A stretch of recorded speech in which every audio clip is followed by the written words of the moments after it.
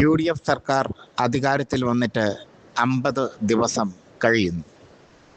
ഈ 50 ദിവസത്തിനുള്ളിൽ തന്നെ കേരളത്തെ ഏറെക്കുറെ കുളമാക്കി വെച്ചിരിക്കുകയാണ് സതീശനും കൂട്ടരും. ഈ സാഹചര്യത്തിൽ UDFിലെ മോശം മന്ത്രിമാർ, ഏറ്റവും മോശം പ്രകടനം കാണിക്കുന്ന മന്ത്രിമാർ ആരൊക്കെയാണെന്ന് വിശകലനം ചെയ്യുകയാണ് പൊളിറ്റിക്സ് കേരള ഇവിടെ.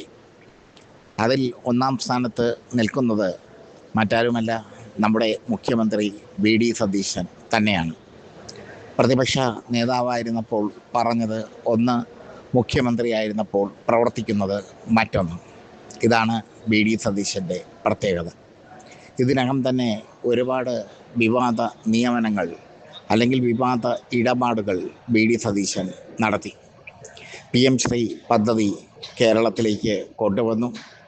ശേഷാദ്രിനാഥനെ മുഖ്യ തെരഞ്ഞെടുപ്പ് കമ്മീഷണറായി, RSSകാരനായ ശേഷാദ്രിനാഥനെ മുഖ്യ തെരഞ്ഞെടുപ്പ് കമ്മീഷണറായി നിയമിച്ചു. ഇങ്ങനെയുള്ള പല വിധത്തിലുള്ള ദുരൂഹമായ ഇടപാടുകളാണ് സതീശൻ നടത്തിയത്. മറ്റൊന്ന്, അദാനി സതീശൻ ബന്ധം മറനീക്കി പുറത്തു വന്നിരിക്കുന്നു. അദാനി ഗ്രൂപ്പിൻ്റെ കണ്ണിൽ കരടായ, കഴിഞ്ഞ സർക്കാരിൻ്റെ കാലത്ത് വിഴിഞ്ഞം തുറമുഖം MD ആയിരുന്ന ദിവ്യ S അയ്യരെ മാറ്റിയത് സതീശൻ്റെ ഇമേജ് തകർത്ത് കളഞ്ഞു എന്ന് നിസ്സംശയം പറയാം. രണ്ടാമത്തെ ഏറ്റവും മോശം പ്രകടനം കാഴ്ചവെക്കുന്ന മന്ത്രി K മുരളീധരനാണ്. ആരോഗ്യവകുപ്പിനെ കുളമാക്കി കയ്യിൽ തന്നു മുരളീധരൻ. പകർച്ചപ്പനി പടർന്നു പിടിക്കുമ്പോൾ തദ്ദേശ സ്വയംഭരണ സ്ഥാപനങ്ങളെ കുറ്റം പറയുകയാണ് മുരളീധരൻ. മാത്രമല്ല, മുരളീധരനും സതീശനും തമ്മിൽ ഈഗോ ക്ലാഷ് തുടങ്ങിക്കഴിഞ്ഞു. കഴിഞ്ഞ ആരോഗ്യമന്ത്രി വീണ ജോർജ് ചെയ്ത പ്രവർത്തനങ്ങൾ ശ്ലാഘനീയമാണ് എന്നത് വ്യക്തം. പക്ഷേ മുരളീധരൻ വന്നപ്പോൾ എല്ലാം കുളമാക്കി മാറ്റി. മുരളീധരനും ഡോക്ടർമാരും തമ്മിലുള്ള യുദ്ധമൊക്കെ തുടങ്ങിക്കഴിഞ്ഞു. മൂന്നാമത്തെ ഏറ്റവും മോശപ്പെട്ട മന്ത്രി CP ജോണാണ്. ഗതാഗത വകുപ്പ് ഭരിക്കുന്ന CP ജോൺ പ്രിയദർശിനി ബസ്സുകളിൽ, ഓർഡിനറി ബസ്സുകളിൽ, പ്രിയദർശിനി എന്ന് പേരിട്ട ഓർഡിനറി ബസ്സുകളിൽ സ്ത്രീകൾക്ക് സൗജന്യ യാത്ര അനുവദിച്ചു കൊടുത്തു CP ജോൺ. പക്ഷേ അപ്പുറത്ത് സ്വകാര്യ ബസ് ഉടമകളും തൊഴിലാളികളും കഷ്ടപ്പെടുന്നു. അതിന് ബാലൻസ് ചെയ്തുകൊണ്ട് പോകാൻ CP ജോണിന് കഴിയുന്നില്ല. ഗതാഗത വകുപ്പ് അദ്ദേഹത്തിന് പറ്റിയ വകുപ്പല്ല എന്ന് അദ്ദേഹം തെളിയിച്ചുകൊണ്ടിരിക്കും. നാലാമത്തെ ഏറ്റവും മോശപ്പെട്ട മന്ത്രി നമ്മുടെ KM ഷാജി തന്നെയാണ്. സംഘപരിവാറിൻ്റെ ഏജൻ്റായി മാറിയിരിക്കുന്നു മുസ്ലിം ലീഗിലെ KM ഷാജി കഴിഞ്ഞ പ്രതിപക്ഷത്തിരുന്നപ്പോൾ പിണറായി വിജയനെതിരെ നടത്തിയ പരാമർശങ്ങൾ ഒക്കെ ഇപ്പോൾ മറന്നുപോയിരിക്കുന്നു. PM ശ്രീ വന്നാൽ അത് വലിച്ചു കീറി അറബിക്കടലിലെറിയും എന്ന് പറഞ്ഞ KM ഷാജി PM ശ്രീ വരുന്നതിനെ പ്രോത്സാഹിപ്പിച്ചുകൊണ്ട്, അനുകൂലിച്ചുകൊണ്ട് രംഗത്ത് എത്തുന്നത് നമ്മൾ കണ്ടു.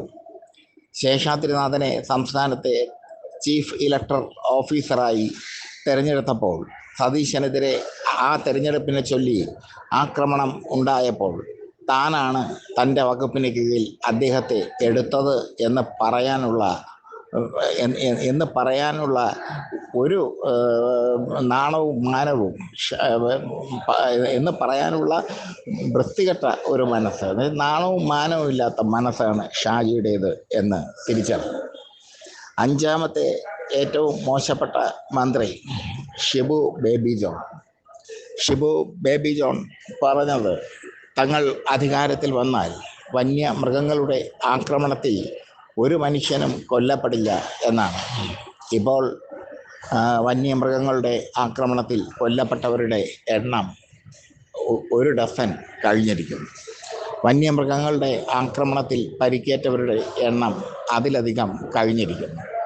അപ്പോൾ ഷിബു ബേബി ജോൺ പറയുന്നത്, വന്യമൃഗങ്ങൾക്ക് അറിയില്ലല്ലോ സർക്കാർ മാറിയത് എന്ന തരംതാണ ന്യായമാണ്. ആറാമത്തെ ഏറ്റവും മോശപ്പെട്ട മന്ത്രി ഉന്നത വിദ്യാഭ്യാസ മന്ത്രി റോജി എം ജോണാണ്. റോജി എം ജോൺ ഉന്നത വിദ്യാഭ്യാസത്തെപ്പറ്റി യാതൊരു ചുക്കും ചുണ്ണാമ്പും അറിയാത്ത മന്ത്രിയാണ്. കെ ടി ജലീലും ആർ ബിന്ദുവും ഒക്കെ ഭരിച്ചതാണ് ഉന്നത വിദ്യാഭ്യാസ വകുപ്പ്. ഇപ്പോൾ അതിനെ കുളമാക്കിയിരിക്കുന്നു Roji M John. M G സർവകലാശാലയിൽ RSSകാരായ 19 സെനറ്റ് അംഗങ്ങളെ ഗവർണർ തിരികെ കയറ്റിയതിനെതിരെ ഒരു പ്രതിഷേധവും റോജി എം ജോൺ കാണിച്ചില്ല. മാത്രമല്ല, തൻ്റെ മണ്ഡലമായ പന്തീരാംകാവിൽ നടന്ന